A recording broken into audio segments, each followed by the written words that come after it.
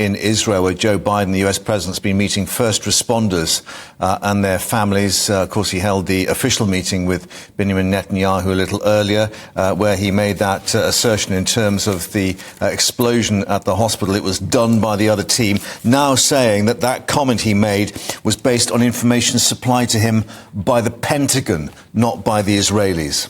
And here in the UK, Prime Minister Rishi Sunak has told the Commons that the UK will try to independently verify who was behind the blast, with the Foreign Secretary James Cleverly calling for pragmatism and cool heads.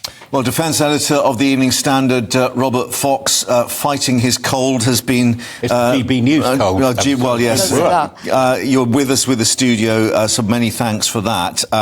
We're just learning that James Cleverly, who announced in the Commons that he was visiting the region, perhaps won't be going to Israel, but will be going to Qatar, and also indications that he will go to Egypt and Turkey. Both Qatar and Turkey having indicated they may try and open channels to deal with the hostages. And we had then Rishi Sunak saying that he'd been speaking to the Emir of Qatar. Is this going to be top of the list at the moment for the British diplomatic aims? Yeah, Britain is quite close to Qatar. You know, they share a squadron. There's a Qatar RAF squadron, and they're very close in training. And there's a lot of criticism, particularly by the Egyptians, of Qatar, because there's a lot of Muslim Brotherhood there, and Muslim Brotherhood is the origins and sponsor, of Hamas. And Hamas leadership there as well. The Hamas leadership is there, and it's also in Beirut. I think they're looking for two things. I do agree, absolutely hostages, number one priority. But I think what Britain seems to be getting going is a possible peace and stabilisation force, temporary, to really get in and look after those refugees south of Gaza City, because it really is a dire where we're seeing more smoke as you speak. This is from Sterot looking into the Gaza Strip across the border there. One would like to know what Joe Biden actually said to Benjamin Netanyahu. I imagine that he'll be saying, now tell me about this ground operation which you've been projecting for some time. Can you really do it? And what is your aim? To say, oh, we're going to eradicate Hamas, it's like saying, well, we'll take all the cheese out of the moon. You know, it's a notion. Because, A, we know that Hamas has changed its tactics, very desperate, almost suicide tactics. And even if you can get a lot of Hamas out of northern Gaza, ghastly expression, I know, forgive me for that, I can't think how to put it better. A lot of Hamas remains elsewhere. The political leadership, a lot of the intellectual firepower is, and that is the operative way, and sponsorship comes from the Gulf, places like Qatar and Beirut, and Iran at one remote as a proxy. Yeah. This hospital blast last night, where of course it cannot be yet independently verified in terms of exactly what did happen, different versions coming out. Will that make Israel think again about this ground offensive? What impact could it have on their strategy? I doubt very much, because it depends, and we don't know in the councils of Benjamin Netanyahu who has the upper hand. If you have people like Benny Gantz and a predecessor of Benny Gantz on that side of thing in two respects, Ehud Barak, former Prime Minister, and like Gantz, a former Chief of Staff, about which they know. Netanyahu has a bit of a military background, but it's quite a small military background. He was with this hostage rescue squad, wasn't he? Yeah. And very strange reports coming out. He is being persuaded by his hard anti-Arab right, the religious right, and it depends whether he goes forward. I think that what the IDF must be saying, can we really do it? It's a very, very sophisticated and difficult job. But I'd like to talk about the BDA, battle damage analysis. It is very, very difficult. We've been here before. Sarajevo, you know, was it a false flag by the Bosniak Muslim forces, or was it by the Serbs? It's very difficult to pin down unless you have substantial remains of the projectile. You've got to have something written on it or an explosive signature about it. That's point one. And you would have to have very close examining examination of the crater, and it may be too late already for both. Well, let's put those issues to the spokesperson for the Israeli Prime Minister Benjamin Netanyahu, Tal Heinrich, who can now join us. Thank you very much indeed for your time. I don't know if you were able to hear what Robert was talking about there. Clearly, number one, it is important for you and others to establish exactly what's happened at this hospital, but it does seem the diplomatic fallout has already happened in that President Biden cannot hold these four-way talks now.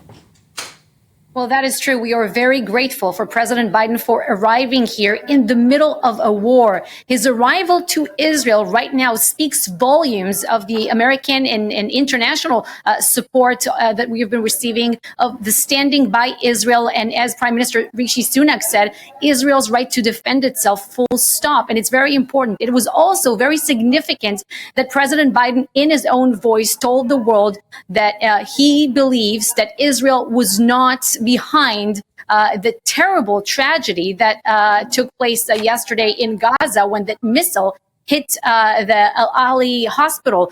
We have abundance of evidence, including video footage, including a phone call between Hamas terrorist militants that was intercepted, that proves that this is on the Palestinian Islamic Jihad. They sent out, they were firing a barrage of rockets towards Israeli territory. One of them fell short within the territory of the Gaza Strip and hit the parking lot of that hospital, causing a tragedy. Now, the numbers are unverified. Nobody knows, and nobody can take Hamas's numbers or anything that they say without a huge grain of salt. Yeah, the Gaza health authorities have asserted 477 people have been killed. But clearly, looking at the pictures, there has been substantial damage, however that occurred. What is your assessment within the government now about the ramifications for this? Does it make it even more difficult to move forward diplomatically? We have zero responsibility for whatever happens in the Gaza Strip.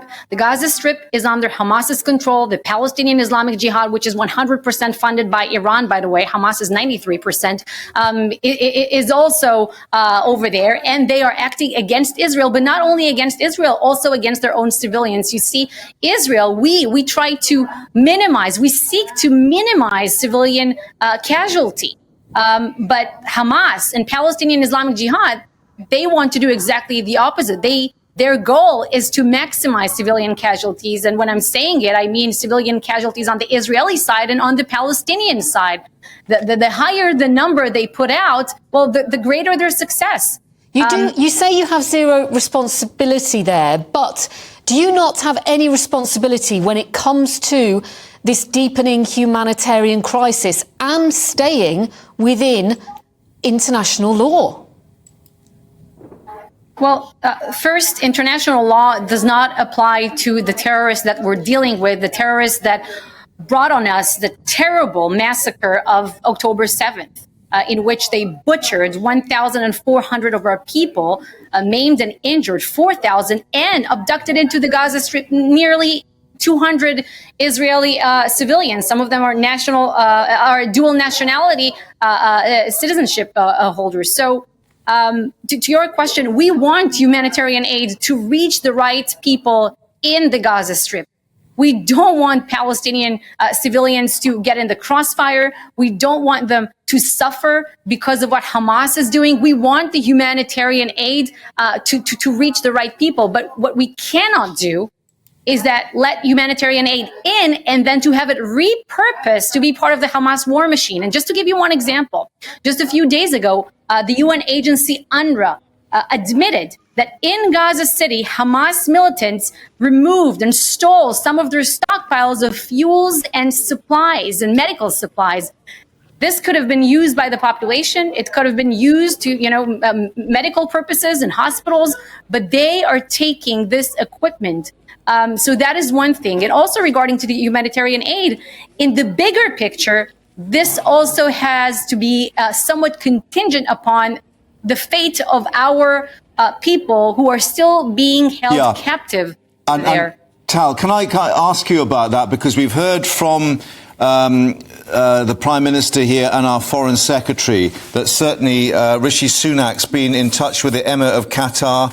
James Cleverly is going to be travelling to Qatar, also to Egypt and also to Turkey. Are you getting indications, and I know you can't speak about operational details, but that the hostages at the moment are at the top of the list of these efforts to try and move things on? That is 100% one of our top priorities in this military operation taking place in Gaza right now. First, we want to make sure that Israeli civilians and Israeli territory is secured at all time on all of our borders, all of our fronts are under Israeli control.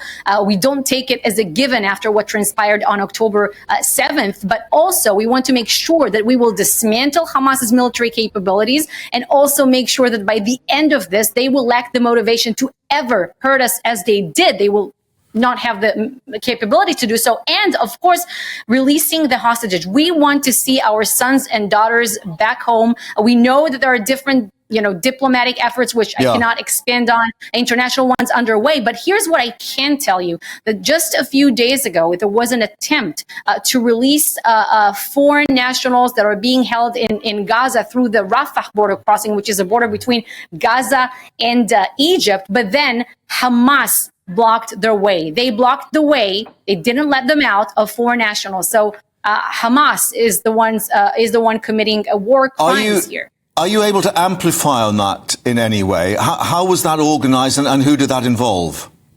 No, I can't. Unfortunately, I cannot expand. I cannot expand. Okay, well, let me ask you this, bearing in mind the diplomatic track, and to pick up on what Robert Fox was saying, we've not seen any ground offensive. Is it the case that there are voices now within Israel urging the IDF to think again about what could be the cost of going into this maze of streets and tunnels and rubble? Well, there are all kinds of voices if you listen to Israeli media, the Israeli public, but I cannot expand on what I know, and generally I cannot speak of military operation ahead of time. I'm not going to divulge any kind of military strategy that we have, but there are plans that are being discussed, and all I can say is that Israel will do what it takes in order to dismantle Hamas. By the end of this, Hamas will be no longer. We cannot allow to continue to live side by side by this monstrous terrorist organization. We will never forget what they did to us, and we are going to hit them very hard. Tal Heinrich, spokesman for Benjamin Netanyahu, thank you very much indeed for joining us there live in Israel. Thank you.